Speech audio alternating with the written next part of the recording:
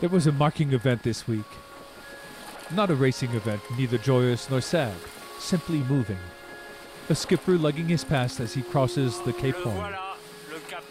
There it is, the Cape Horn. This is a moment, a real moment for me. We have the feeling Jean's been thinking this up, as if impatience quarreled with apprehension. The nearer we were getting, the more he spoke about it. Exceptional colors. At the break of day. We're 2.5 days before the Cape Horn. I hope this will be the last depression of the south. 730 miles from the Cape. So 2 days from now, we turn left. Now we have 35 knots. We had a 40 knot swat a little while ago. I don't know if you can really see what's going on. This is what rough looks like. We're January 6th on board Ciel.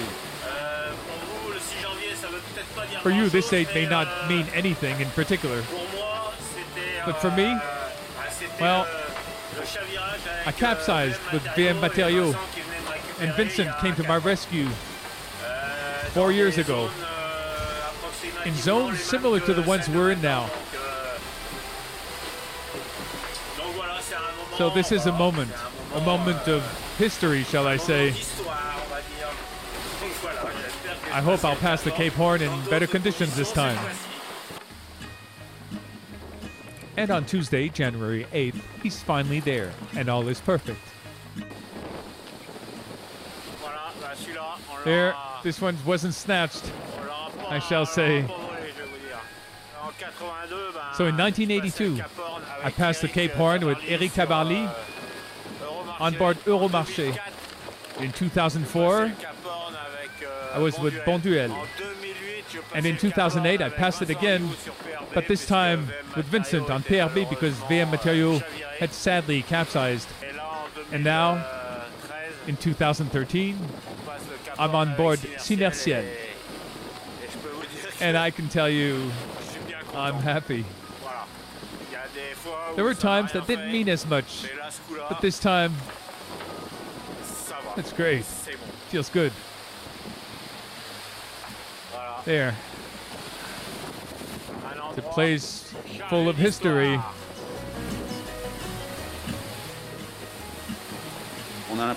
You get the feeling when passing the Cape Horn, as Jean was saying earlier, that it's all over. In fact, it's far from it. The Atlantic is huge. It's long. It's a wave across.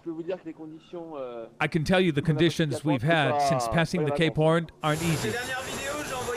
Last videos I sent was fun, sun, and very little wind. I was under the impression some thought it was over.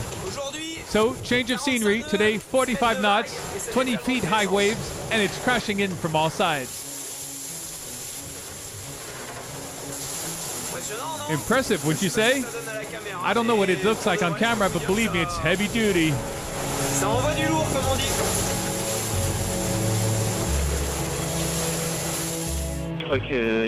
I've very rarely been through such days at sea.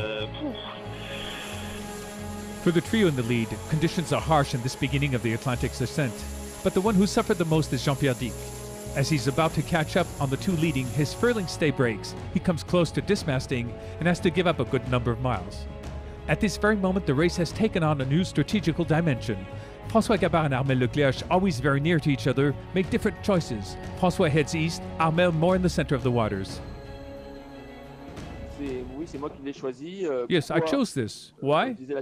Well, because I think the situation's complex, and I didn't wish to take position on one side or on another and block myself on the strategy. Being more in the center of the course, well, this gives me more choices. Next, we'll see. We see Armel has chosen not to choose. It's François Gabard who's widening the gap, a gap between the two men we hadn't seen in weeks, 100 miles at this time of the race. We also see this maestria is highly considered by the whole sailing world. We see he's got all the schemes of what's already happened. He's very lucid about all. About the importance of the gap he's making with Ahmed that's never been so wide. He knows he's in a good position, being more at east, that the gap will keep widening. He's in a strong position, in a spiral where everything works better and better. The more he goes, the more confidence he'll gain. Far from strategic mental tactic considerations on the race's lead, there are all the others still in the Pacific Ocean that's not so peaceful as we already knew. If you wanted more proof, here's some. We're speeding! 23 knots, 24. Gotta be careful. So, we're careful. I have the main sheet here. So, if I notice the helm shifts too much towards the left, I ease right off to avoid the boat from keeling over.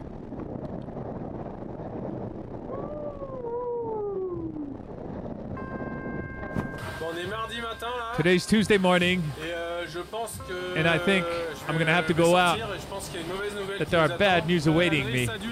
The halyard must have busted, and the reacher is behind us. This is real bad news, because it's the best sail for the Great South.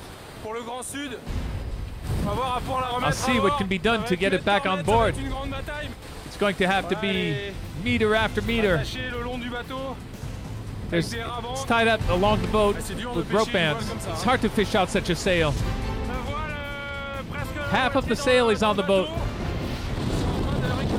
I'm going at it by the front. The halyard was split somewhere up there.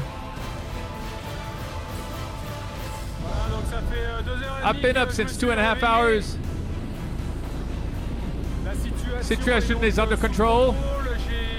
I took 3 reefs on the mainsail, and forward I used the staysail, so we can sail on.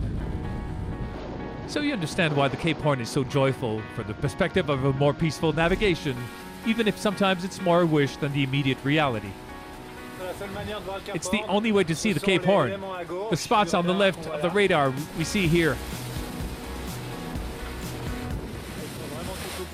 They're really very close. I can tell you that this brings a sort of extraordinary warmth to be accompanied by such gods of the sea. This week, 6 have passed the famous Cape. Hello everyone, I'm at the Cape Horn and it feels good.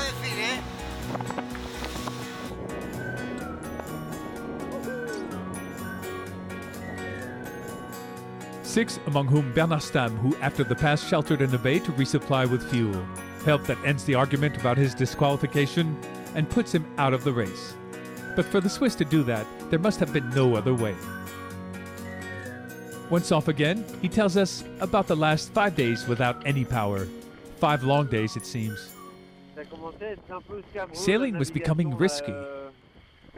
So I tried navigating after having turned off all my equipment. And then I slept. For how long? I don't know. During the 5 days? 6, 7 hours maybe? We'll end with the Cape Horn tales. But there's one thing though. Passing it is like a renaissance, the end of a liquid desert coming back to life. I don't tire from it. Here. Look at this little bird. It's excellent. Here are the States Islands with snow on the top. Isn't that something? Isn't that beautiful? Aren't we well set here?